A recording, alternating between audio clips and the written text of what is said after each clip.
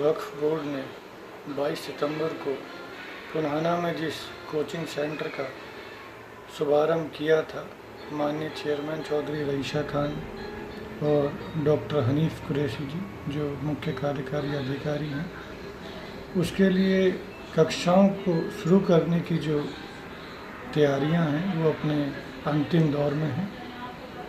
आज तक लगभग 400 से अधिक आवेदन हमें प्राप्त हुए हैं और उम्मीद है कि 1-2 दिन में ये आवेदन 650 या 600 के करीब होंगे।